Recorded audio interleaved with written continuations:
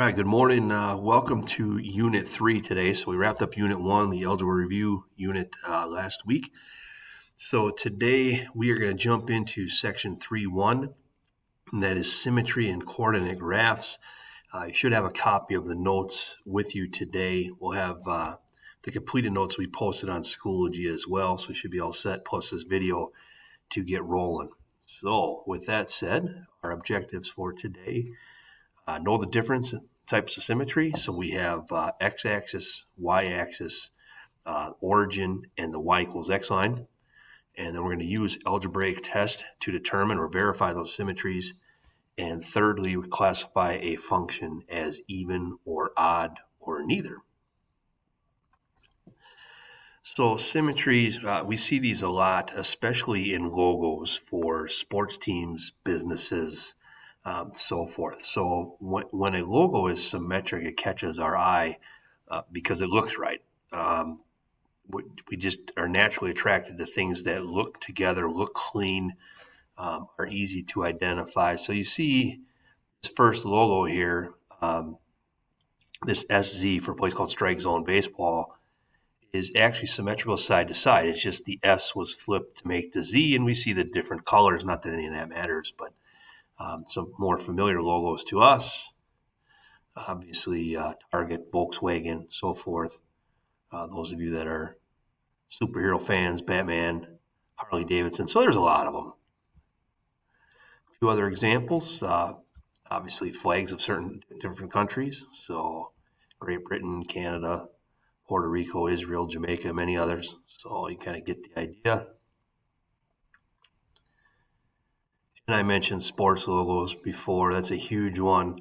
You can see, symmetric left to right. Obviously, I'll go over here. The dog for Georgia is symmetric, other than the G. But if you split that vertically down the middle, you have vertical symmetry. Now, some logos are symmetric left to right or horizontal, but most of these are vertical examples. And then we get to the beloved Bears, okay? And here you see this is their new logo. If we were to split this horizontally, that one has the horizontal symmetry. But for our purposes, we are going to look at graphs that are symmetric on the coordinate plane. So the first one is symmetry with respect to the origin.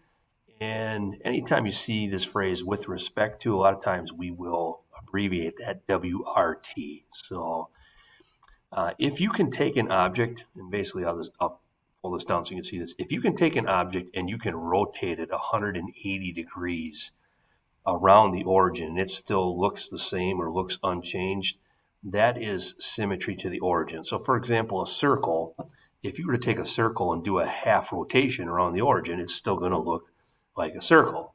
Now, if I took this water bottle here and I turned it 180 upside down, obviously now the bottle, it's still a water bottle, but you can see it's upside down. It doesn't look the same as when it's right side up.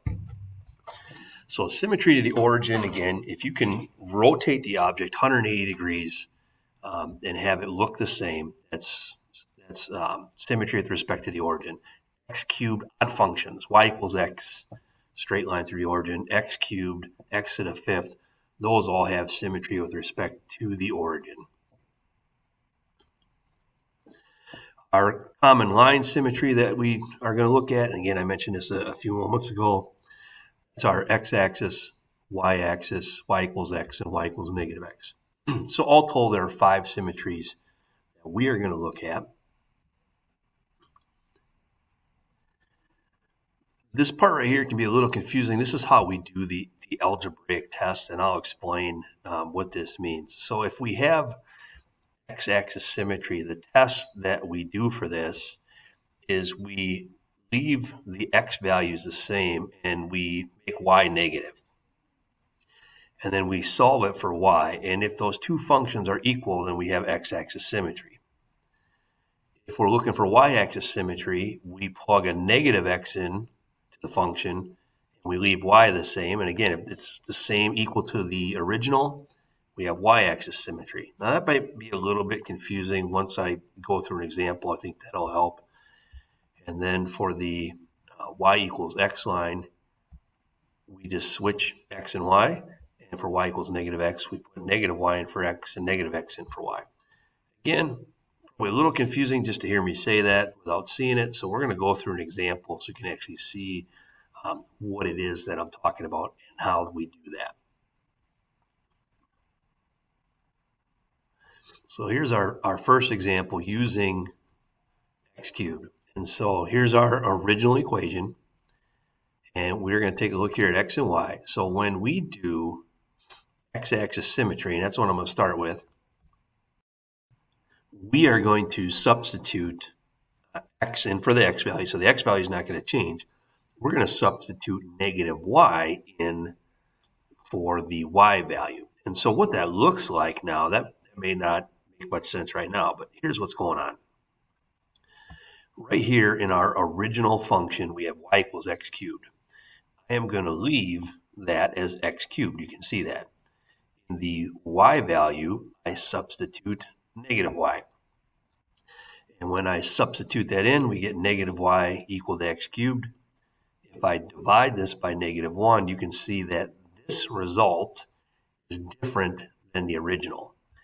If our end result is different than the original equation, then it does not have that symmetry. So again, we substituted negative y in for y and solve. When we solve for y, this equation, negative x cubed, is not the same as x to the third. Y-axis symmetry. Now we're going to leave y alone, and we're going to plug in negative x. And if we take a negative to the third power, it remains negative, so we know that this one is also null. So we know, just to show this real quick, we know if we take a negative to the third power, it remains negative, so we have negative x to the third. So again, that is not the same as the original, so we stay with our null. Our third linear symmetry is y equals x. You know y equals x, that's the line that passes through the origin with a slope of 1. And so if we're going to check for y equals x symmetry, we just switch x and y. So in our original equation here, I'm going to put y in for x and x in for y. And that looks something like that. And if we were to solve this for y, you see we get the cube root of x. And the cube root of x definitely is not the same as x to the third. So far we're 0 for 3. Sometimes that frustrates students who think, oh, we did this work and it doesn't have any of these symmetries. That just happens to be the answer, then, that it doesn't have any symmetry.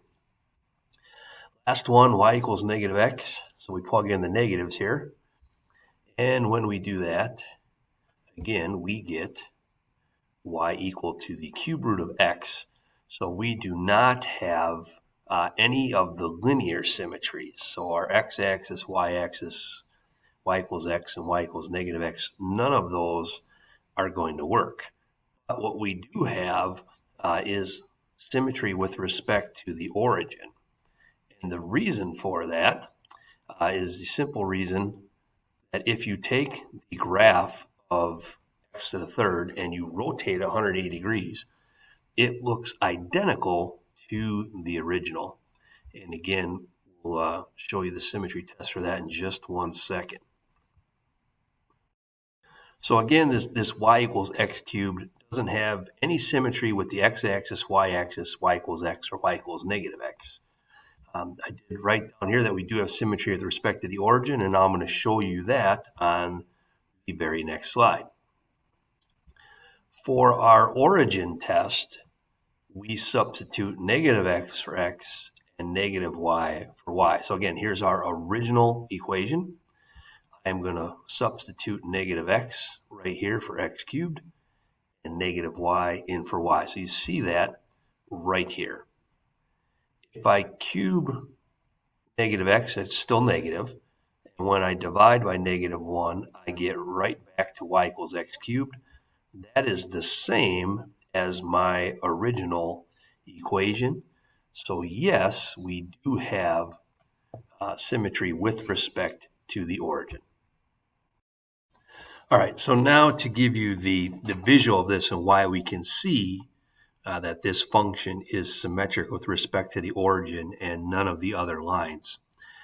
To the right here, I have a coordinate plane, and I graph the points for x cubed. So 0 to the third is 0, 1 cubed is 1, 2 cubed is 8, negative 1 cubed is negative 1, and 2 cubed is negative 8. So we have these points here, and if we were to draw the line through the points, we get something like that. You can see that on the x-axis and y-axis, these graphs are not symmetrical. If you were to fold it on the x-axis, you would see they would not overlap. And if we were to fold it on the y-axis, left to right, you would also see that this graph doesn't overlap, so it doesn't have that symmetry. It also is not symmetric to the y equals x line or the y equals negative x line. Visually, we can see that. Algebraically, we proved it.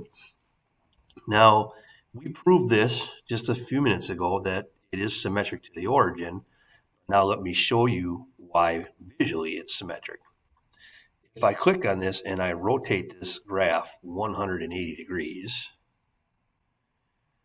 you can see that it still looks the same as my original. So even though I spun at 180, we still hit all the same points and the graph is unchanged. So when you can do that with a function, or not a function like a circle, if you can rotate it around a fixed point 180 degrees and it is still the same, that's symmetric. That's point symmetry, or in our case, symmetry with respect to the origin.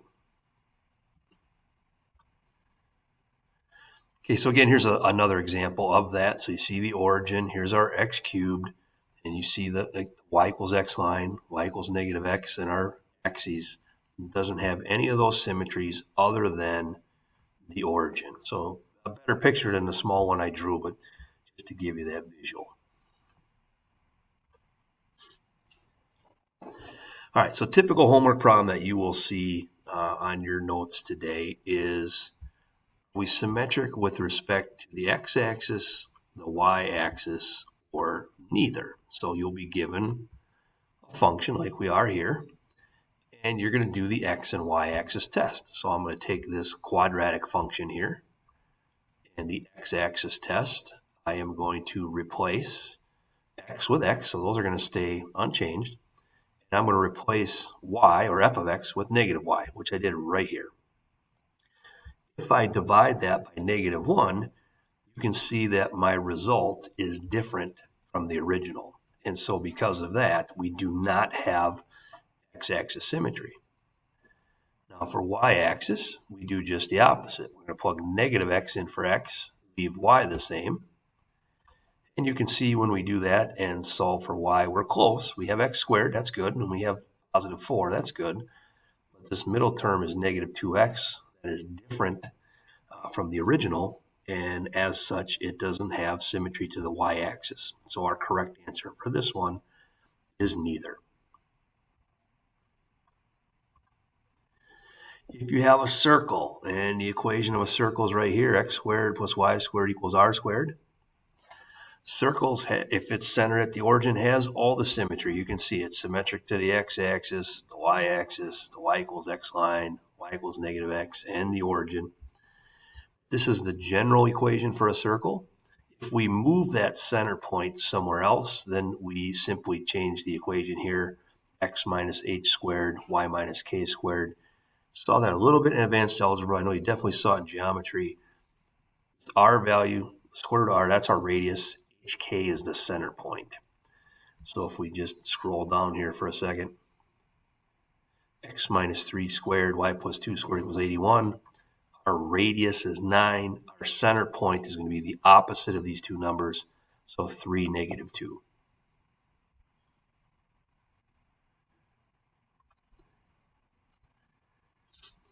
For the origin test, and you might see this, if you're given an equation, you're asked to do the origin test, we replace x with negative x and y with negative y. You can see our end result here is different. So because our end result is different than the original, we do not have symmetry with respect to the origin. So again, that's our lesson for today. You have worksheet for day one, 3.1, and we'll see you.